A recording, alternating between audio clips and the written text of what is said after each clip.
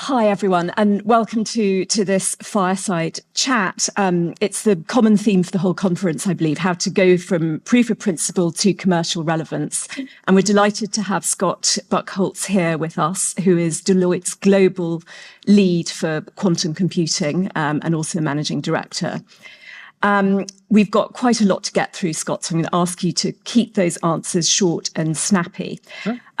So you have used the term in various bits of thought leadership in the past few years, squirming toddlers, to describe qubits in particular and sort of quantum computing as a whole. Now, squirming toddlers is something I definitely understand. Are those toddlers growing up? Are they becoming more focused and kind of task-oriented, task completion-oriented? How is it going in brief with the technology and how it's growing up in 2025? I think sometimes I like to give people analogies to make it a little easier to describe things. If you describe to people the current state of quantum computing as a field of toddlers, and you try to imagine getting a group of small children to do something useful by actually getting them to coordinate together, sometimes that's about like what's going on, it feels like, inside some of the quantum computers. What I'd say is all of the quibbling aside, there are roadmaps that a number of organizations have put out that say that they expect to have commercial applicability of their systems in 2026 or 2027 or 2028. At some point in time in the next couple of years, the likelihood that we will see the initial commercially relevant use cases gets much higher. And I will just say, for those who like to quibble about whether or not good enough is good enough, there's a little bit more pragmatism in most businesses than there is in most scientific research efforts. Interesting. And we know that from Deloitte's research, I believe, that about half of organizations are thinking about the risks that were so excellently described in the last panel about the breaking cryptography coming in around 2030.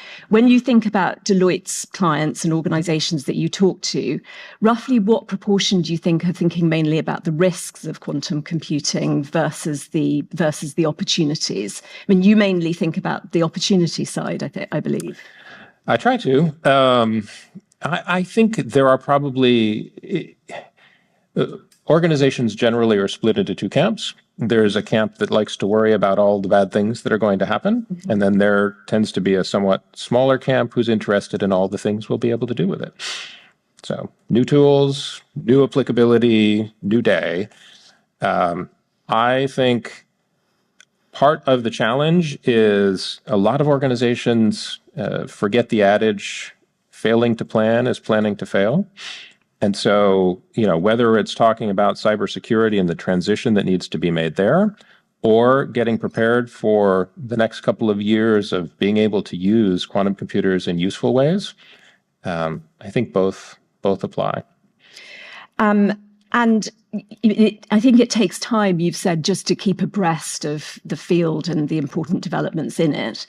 What would you say have been the main landmarks of how the state of the art has advanced in the past 12 months or so since our last summit on the subject? I mean, maybe pick out 2 or 3 big events that have really struck your attention.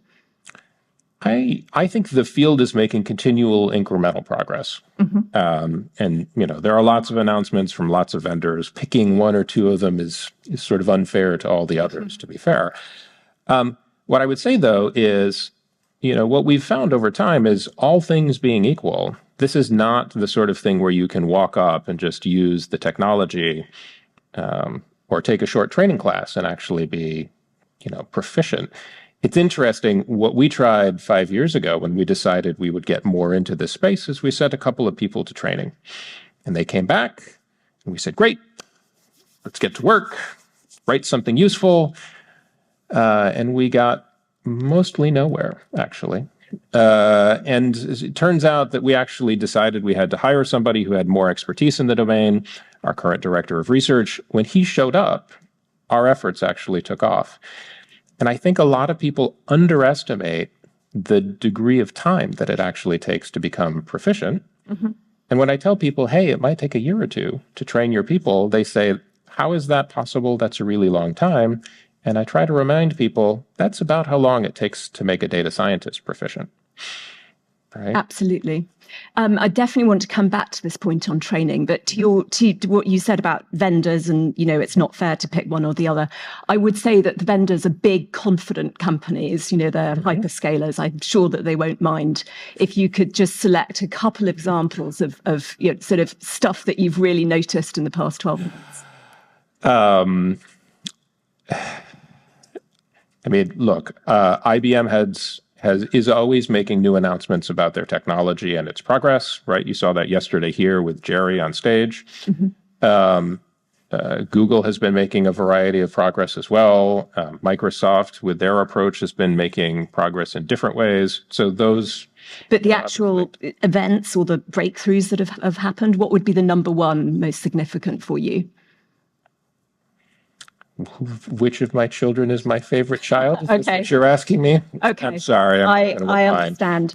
And so coming back to the point around training and how that works, I mean, we also at Economist Impact have a great franchise around AI, enterprise AI and adoption and all the barriers that are set up there. And obviously you hear again and again, it's not the technology that's the problem, it's the people, training the people, changing the mindset and so on. Yep. So there's already this sort of enormous sort of effort going on in the business world around AI, Gen AI, how to get people to use the tools. So what similarities are there with sort of the quantum computing training? Do you stick people on the same course with some AI, some quantum? I mean, how do you approach it? Or is it so different, clearly, that you have to do it completely separately? I think what's going on with generative AI today, as you know, is it is something that most people can understand conceptually, but it's figuring out where the applications are that winds up being the trick, and then getting people to change their behavior. With quantum computing, it's still a little bit earlier, and it's a little bit lower in terms of the levels of abstraction. We're dealing with a lot more detail and it's a lot less straightforward to approach. And so I think what we need to do first and foremost is actually get technologists to understand how to use the tools so that they can get ready, so that when their organizations start understanding, okay, these are the places where some of this applies, that they're actually ready to meet the demand. And I think you mentioned that the number of those technologists who are really deeply versed in quantum technologies is sort of numbers in the thousands globally, or am I getting that completely wrong? So this is a guess, not a super informed opinion, but I would guess that it is probably in the low thousands at most. And look, if you compare that to the number of people who've been working on classical technology, right, classical computing, we have 70 or 80 years of the best minds in the world figuring out what we can do with classical technology. I think sometimes people forget the fact that you can do anything even remotely useful with a quantum computer is astounding. Because if you were to compare some of what it can do now with what the technology of 20 or 30 years ago was, it actually might seem a lot better than it does today. Just the relative comparison. It sounds like a no-brainer in terms of looking, if you're a technologist looking at something to become expert in, absolutely. So broad business question on quantum computing, and again, drawing on your experience, very much on your experience at Deloitte. I mean, broadly, how expensive is quantum computing going to be compared to the classical? Do we have a good sense of that yet? I mean, from the sort of your mainstream company point of view. I think, like every emerging technology and every new thing, initially it will be significantly more expensive. I think it's pretty obvious to everybody how many billions of dollars have been poured into making these things a reality.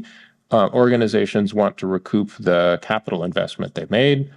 And so, like most technologies, initially it's likely to be quite expensive, and prices go down relatively quickly over time, depending on the degree of competition.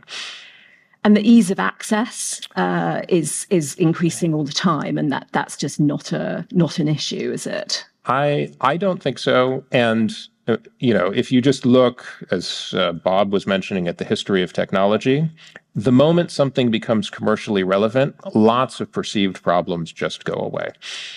Right. Could you give an example? That's really fascinating. What would be a good example? Or what might, looking forward into quantum computing. I mean, it's a broad point, and it completely holds. It's a broad point. As soon as things become commercially relevant, the incentives, all of the commercial and capitalist incentives kick in place to actually make the technology more widely available, more easily available, cheaper over time. All of those things tend to happen. You can think about every medicine that's ever been invented, for instance. And getting back to the present day, how relevant do you think are so-called quantum-inspired techniques? So this is running quantum algorithms for machine learning type problems. How bullish are you on those kind of techniques? We're actually very bullish on the idea of using quantum-inspired techniques in a number of places. So first, what is a quantum-inspired technique? There are a variety of different flavors, but part of what we are seeing is that we can take some of the things that actually execute or would execute or close cousins on quantum computers, run those on classical CPUs and GPUs, and actually get advantage today relative to some of the current classical machine learning algorithms. That becomes a really subtle, nuanced, complex discussion because machine learning is actually a more complex topic than many of us appreciate sometimes on the face of it. But it turns out that you can actually get value today from some of these approaches, as we're finding, and they actually also help you get your people ready for the future, because a lot of the things that you need to get good at in order to make them work well actually are the same things you need to get good at to understand how to make a quantum computer operate. And is fraud detection one of the areas that this is proving to have great utility? Love to hear some examples if you have some. So fraud detection is, one of the researchers we recently brought on has actually spent a while working in fraud detection. And so I think one of the things that you're alluding to is among the various things, right? So not just looking at fraud detection for payments, there was also scam detection that was looked at. And there's an unfortunate but sort of interesting idea of romance scam where I convince you over the internet that I actually am somebody you should like, and you send me increasing amounts of money. It turns out that you can they tested applying some of these quantum-inspired machine learning techniques to scam prediction and figured out two things, right? One, they could actually detect people who were being scammed. And two, they actually called some of the people who they thought were on the list that the algorithm had found. And the people who said, no, I'm not being scammed. And then they contacted them a month later and said, actually, that call you made. And I hope those people became great advocates for quantum technology immediately. I'm not sure that that's what they knew, but yeah, let's hope so. And you started in a couple of years, 2022, a couple of years ago, the Deloitte Quantum Climate Challenge, we did, which is a really interesting project. And so you've looked at for flood forecasting and forecasting for sort of climate events in general. Tell us how that went. And I think you chose a river in Germany to take a look at. I don't know how you chose that. We've been focusing on sustainability as an organization. It's one of our important priorities. We decided that we would see what was possible with quantum computing at the same time. And so what we've done over the past couple of years is we had a challenge that was related to industrial catalysts one year, one that was related to routing in airplane contrails for sustainability. We looked at river flooding, and that was in part because it was a machine learning problem that was both useful and important, but also for which there was a lot of data. And so just trying to find things where it's tractable to do something useful today that will have broader applicability going forward has been what we've been focused on from a sustainability point of view. Fantastic. Well, Scott, thank you so much. Very judicious and in-depth comments. So thank you very much. Thanks, everyone. Thank you.